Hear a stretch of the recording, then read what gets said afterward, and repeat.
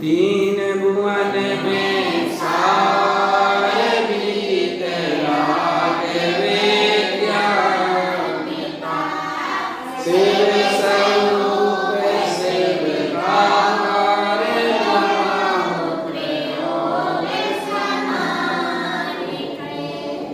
बोलिए पंच परमेश्वरी भगवान की, 24 तीर्थंकर भगवान की, वाणी मातेश्वरी की, सद्गुरु तारतम मंडाचार्य महाराज की, सिद्धार्थ देव की। यहाँ ये छंद है, धर्मी सौ गौ वत्स प्रीति सम कर निज धर्म निपावे, इन गुण ते विपरीत दोष वसु तिनको सतत खिपावे। तो वात्सल्य के अंतर्गत कहा है, धर्मी सौ गौ वत्स प्रीति सम, धर्मी जीवों से कैसा गाय और बछड़े की तरह प्रीति होना चाहिए, है ना। धर्मी मतलब जो धर्म का अनुसरण करते हैं, धर्म का पालन करते हैं, सम्यक दृष्टि हैं, श्रावक हैं, मुनि हैं, ये सब धर्मी कहलाते हैं। कौन? श्रावक, मुनि, आर्यका, ये सब धर्मी की श्रेणी में आते हैं।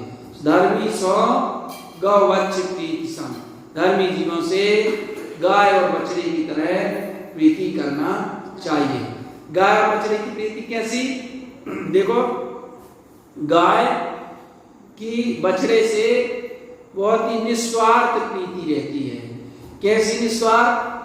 किसी प्रकार की उसको कोई अपेक्षा नहीं रहती अपने बछड़े से, बिगर अपेक्षा के, और वो अपने बछड़े की संभाल करती है, देख रेख करती है ना, और उससे प्रीति करती है। इसलिए उस निस्वार्थता से दिया कि कितना निस्वार्थ होता है उनका, कोई बिना अपेक्षा के, और वो उससे प्रीति रखती है।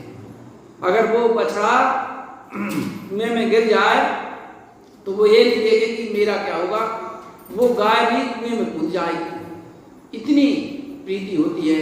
धर्मी सौ गौ वत्स प्रीति सम, धर्मी जीवों से गाय और बछड़ी की तरह प्रीति होना चाहिए।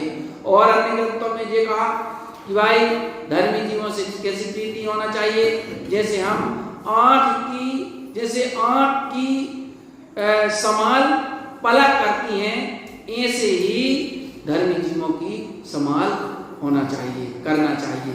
धर्मी जो वात्सल्य अंग के अंतर्गत आता है। अभी अपन रक्षाबंधन का पर्व बनाया अपन ने, तो अपन ने देखा, बताओ, विष्णु कुमार मुनि ने अपने मुनि पद का त्याग कर दिया, धर्मी जीवों की रक्षा कर दिया ना, बताओ। तो ये विचारणीय है कि बताओ, अपने कितने वर्षों का मुनि पद छेद करके और मुनियों की रक्षा करी। ये किस कारण से करी? कोई स्वार्थ था क्या उनका?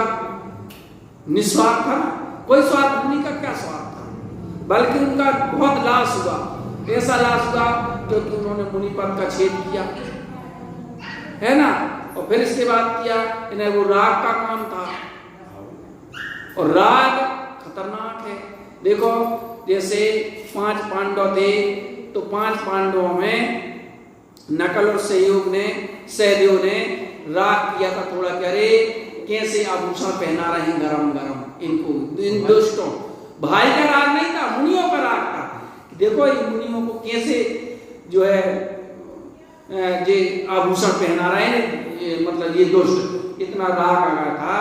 उस राग के कारण वो 3 तो मोक्ष चले गए, लेकिन वो सर्वार्थ सिद्धि में अटक गए। कहने का मतलब राग ने ऐसा खतरनाक है, इसीलिए तो कहते हैं राग आग है। राग तो आग की तरह होता है, और द्वेष आवा है। द्वेष कैसा है? आवा है। आवा मतलब कुम्हार का आवा होता है ना, जिसमें बर्तन पकाए जाते हैं मिट्टी के, वो उसको कहते हैं आवा। तो जहां राग होता है वहां द्वेष होता ही होता है, क्योंकि राग में होती हैं ढेर सारी अपेक्षाएं, और फिर उन अपेक्षाओं की पूर्ति नहीं होती तो फिर द्वेष बनता है। इसी राग आग है, द्विसभा है, मोह जगत का बंधन, और इनके चक्कर में पड़ करके किया है जग में क्रंदन। ये जीव ने इस मोह राग देश के कारण ही इस संसार में इसने परिवर्तन किया है अनादिकाल से। तो धर्मी सो है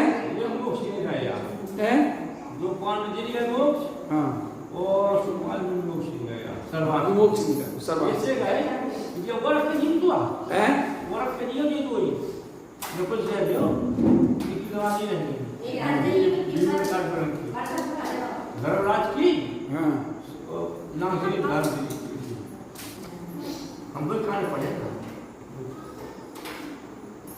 चलिए, तो धर्मी सो गौवत्सम कर निज धर्म दीपा में, है ना, और जैसे बने वैसे धर्म की प्रभावना करना चाहिए। ये प्रभावना होता है जैसे बने वैसे जी कह रहे हैं कि प्रीतिसम कर जिन धर्म दीपा में, जैसे बने वैसे जिन धर्म की प्रभावना करना चाहिए। जितना बने उतना हमें धर्म की प्रभावना करना चाहिए। ये प्रभावना होता है। अब धर्म की प्रभावना से क्या तात्पर्य है? धर्म की प्रभावना से तात्पर्य होता है कि देखो अपन उत्सव करते हैं, कार्यक्रम करते हैं, ये सब धर्म की प्रभावना के अंतर्गत आता है। लेकिन आचार्य ने वास्तव में ये कहा कि वास्तव प्रभावना क्या है? वास्तव में प्रभावना तो ये है कि हम जैन हैं तो कम से कम जैन के शुरुआती क्या लक्षण है? जैन जो होते हैं वो देखो 18 क्रिया कहेंगे अपने में कि 7 व्यसन को, जो व्यसनों का त्यागी होना चाहिए। सबसे पहले तो धर्म की श्रद्धा होना चाहिए, धर्म की, धर्मात्मों की, धर्मी जीवों की। अष्टमूल गुणों का पालन होना चाहिए। अष्टमूल गुण मतलब 5 नंबर 3 मकार, इनका त्याग होना चाहिए। या उनसे रिलेटिव और जो वस्तुएं होती हैं जिनमें तृष्णासी पाई जाती है, उनका त्यागी होना चाहिए, है ना।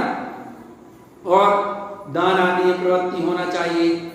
रत्नत्रय की साधना मतलब आत्म स्वभाव की लक्ष्य होना चाहिए।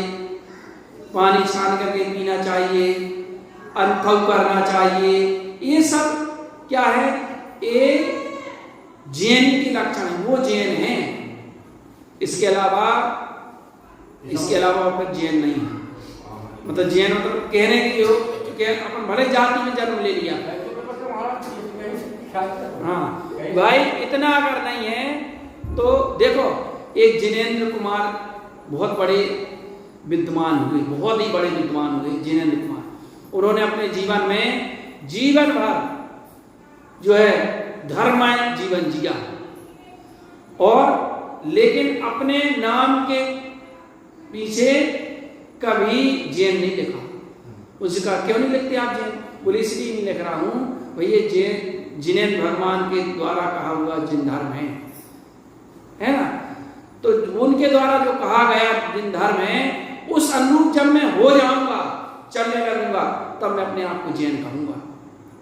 अंत समय उनकी श्रद्धा देखो कैसी थी, श्रद्धा कैसी अटूट थी, और कि अंत समय उन्हें पैरालिसिस हो गया। पैरालिसिस हो गया तो अब अस्पताल में भर्ती थे, तो डॉक्टर जब तो बोलते भी नहीं बन रहा था। डॉक्टर आया तो डॉक्टर ने चेकअप किया और चेक करके कहता भाई अब तो, उन्होंने कहा कोई मेडिसिन लिख दीजिए, कोई दवा लिख दीजिए। तो उन्होंने कहा इनको कोई दवा की जरूरत नहीं, इनको तो दुआ की जरूरत। मतलब डॉक्टर ने ये कह दिया कि अब इनका बचना मुश्किल भाई, अब दवा की नहीं, इनको दुआ की जरूरत है। जी ऐसा कह दिया। सो उनने जैसे सुना, क्योंकि पहले तो बोलते नहीं बनता था उनसे, कोई आता था क्योंकि पैरालिसिस हो गया तो जवान मुंह से जवान निकलते, वाणी शब्द निकलते नहीं थे। कोई आते थे सो देखते थे, सो आंखों से अश्रु निकल जाते तो समझ गए जिनने पहचान लिया, इतना होता था। अब डॉक्टर आया तो दवाई देते तो उनने जी एक शब्द कहे कि भाई इनको अब दवा की नहीं, इनको दुआ की जरूरत है। तो उनने सुना, सुनते तो थे, समझते नहीं थे, बोल भर नहीं पाते थे। तो उनने बड़े ही अहोभाग्य से, अब तो अंत में बड़े ही अहोभाग्य से श्रद्धा भाव पूर्वक उन्होंने नमोकार मंत्र पढ़ा। नमोकार मंत्र पढ़ा, ऐसी श्रद्धा से कि आंखों से झरझर आंसू गिर रहे हैं। देखो श्रद्धा में भक्ति में ऐसा भी होता है, झरझर आंसू गिरे। और फिर कुछ देर बाद डॉक्टर आया देखने के लिए, तो नर्स पूछता, नर्स इनको कौन सी मेडिसिन दी थी, कौन सी दवा दी थी? तो नर्स ने कहा, डॉक्टर साहब आप ही बोल के गए, सर आप ही बोल के गए थे कि इनको अब दवा की नहीं, इनको दुआ की जरूरत है, इनको तो कोई मेडिसिन नहीं दी है। उनने अपने उसमें लिखा, लेख में उन्होंने अपने संस्मरण में उन्होंने अपना लिखा है ऐसा कि उस समय मैंने बड़े अहोभाग्य से श्रद्धा भक्ति का नमोकार मंत्र पढ़ा, उसका प्रभाव था कि उनकी जबान खुल गई, बोलते बनने लगा, वो ठीक हो गए। मतलब ठीक है, ऐसा होगा कि हाँ। तो देखो श्रद्धा से कितना काम बनता है। ऐसी श्रद्धा जहां होती है वहां पर प्रभावना भी होती है, कहते हैं। तो देखो कैसी उनकी श्रद्धा थी धर्म के प्रति, कि जैन थे, जन्मजात जैन थे और पूरा जीवन धर्म में जिया, लेकिन जैन नहीं लिखा, अपने आप को जैन नहीं लिखा कि भाई देखो अभी मैं उस हिसाब से नहीं चल पा रहा हूं। तो विचार की बात है, कम से कम अपने जीवन में इतना तो होना चाहिए, कम से कम हमारे निमित्त से अगर प्रभावना नहीं हो तो अप्रभावना तो नहीं होना चाहिए। हम कहीं जाते हैं तो अगर पानी छान करके छन्ना लगा कर नल में पानी पीते हैं तो फिर बताना नहीं पड़ता कि हम जैन हैं, लोग खुद ही जान जाते हैं भैया ये जैन हैं, ये प्रभावना है। कोई अपन जयकारा लगा लेंगे, वो कर लेंगे, इससे बात थोड़ी जैन का संबंध है। जैन का संबंध तो इससे है भाई अगर अपन जो है ये सारे आचरण अपने जीवन में करते हैं तो लोग फिर कहते हैं अरे जी तो पक्के जैन है ना। जैन ऐसे होते हैं भाई अहिंसा धर्म का पालन करेंगे, अहिंसा अपने धर्म की मूल है, अपने धर्म की अहिंसा मूल है। धर्म वही है वास्तव में जो दयामय होता है, अहिंसामय होता है, वही वास्तव में धर्म है। तो ये प्रभावना कहलाती है। कर जिन धर्म निभावे, जितनी बने उतनी प्रभावना करना चाहिए। देखो आप पुष्पावती बिलहरी में जब वो मंदिर का झंझट हुई थी तो वहां पर जो वो थे ना, अरे वो परवार समाज के जैन, नाम नहीं आ रहा हमको, उनका नाम था कुछ, तो बताओ। तो जब हिंदुओं ने आक्रमण किया मंदिर पे तो ये उतनी भीड़ के आगे और खड़ा हो गया था। बताओ वो अपनी समाज समाज का नहीं था, परवार समाज का था कि नहीं मैं बिल्कुल जिनमानी को हाथ नहीं लगाने दूंगा, और हाथ ऐसे खड़े हो गया, घुसने नहीं दूंगा मैं। बताओ बेचारी कैसी श्रद्धा उसकी, जबकि तारण समाज का नहीं था। और तारणपंथी में बताओ, अपन तारणपंथी अपने आप को कहते हैं, ऐसी श्रद्धा है अपन में? विचारनी बात है। तो अपनी श्रद्धा समर्पणता धर्म के प्रति होना चाहिए, जितना बने उतना अपने जीवन में अपन को धर्म की सेवा, धर्म की संभाल अपन को करना चाहिए।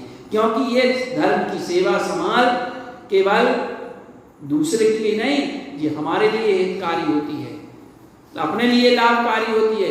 देखो आचार्य भगवंतों ने निस्वार्थ भाव से ग्रंथ लिखे, ऐसे ऐसे आचार्य हुए जिन्होंने कैसे कैसे बड़े बड़े ग्रंथ लिखे, और ये नहीं देखा पहले तो इतने साधन नहीं थे भाई, पेन भी नहीं थे, कांटों से लिखे ग्रंथ, कितनी मेहनत से लिखे ग्रंथ बताओ, ऐसी मेहनत से लिखे वो ग्रंथ। एक ग्रीवाचार्य हुए, उनको ग्रीवाचार्य नाम उनका इसलिए पड़ गया था क्योंकि ग्रीवा मतलब होती गर्दन, तो लिखते लिखते ग्रंथ लिखते लिखते उनकी गर्दन टेढ़ी हो गई, गर्दन की खबर नहीं करी होगी, टेढ़ी हो गई, तो उनको ग्रीवाचार्य कहने लगे।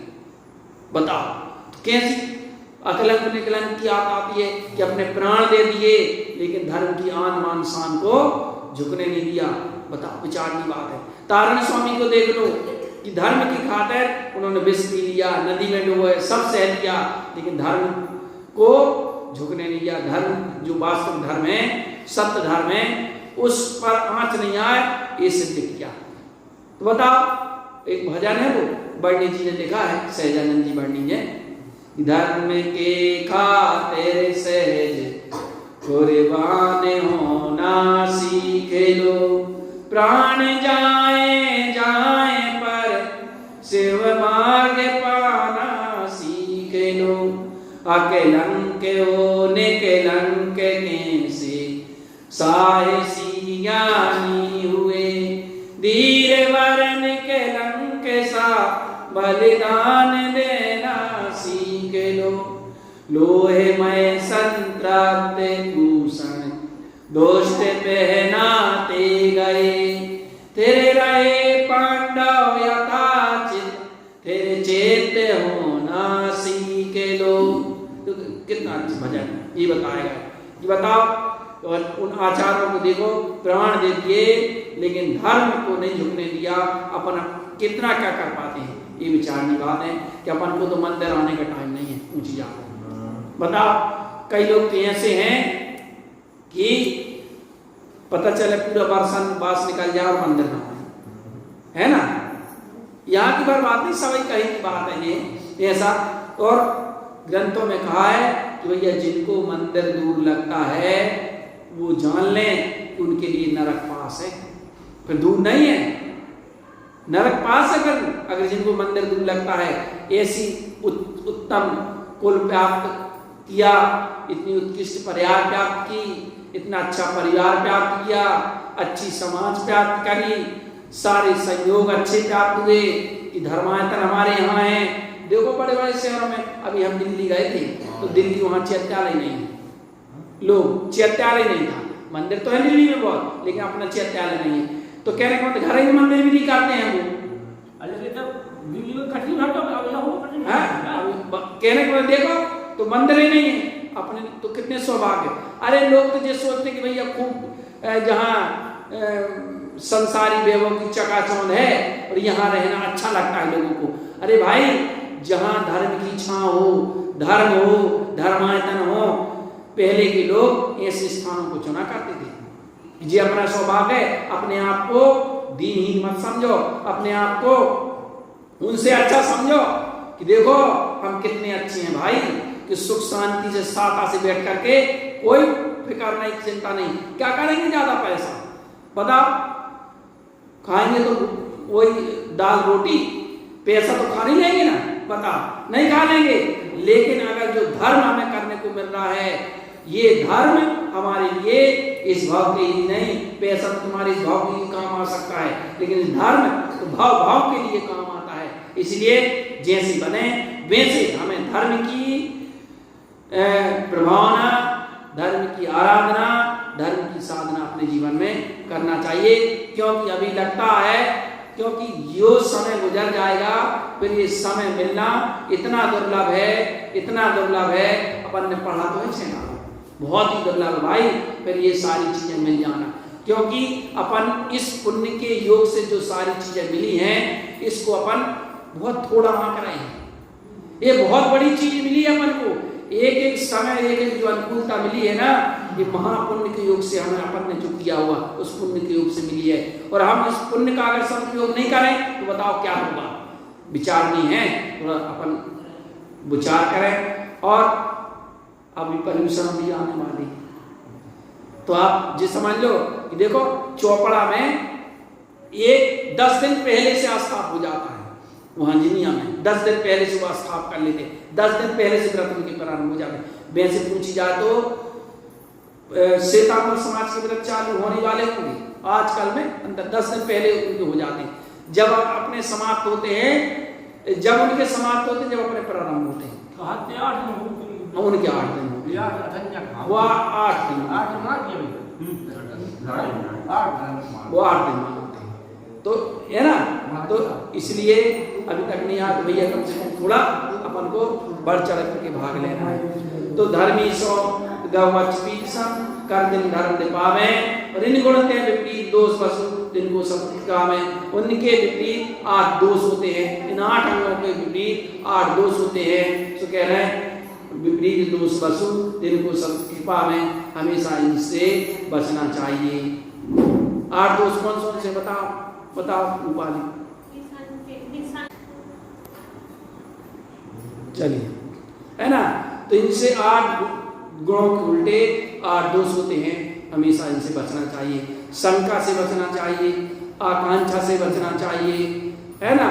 और शंका आकांक्षा और निसंकटनिका से निर्विचिकित्सा, और विचिकित्सा मतलब गिलानी घृणा नहीं करना चाहिए। इस प्रकार ये 8 दोष कहे गए हैं। इन 8 दोषों से निरंतर हमें बचते रहना चाहिए और इन 8 गुणों को ग्रहण करना चाहिए। इस प्रकार इस छंद में कहा है।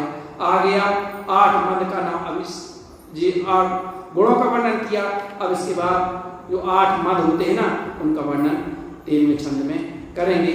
अभी जी तो 12वीं का छंद समझ चल रहा था, क्योंकि ये उसमें वर्णन था ना, इसलिए तो अलग अलग कर दिया है ना छंद। तो 8 मद कौन कौन से हैं बताओ?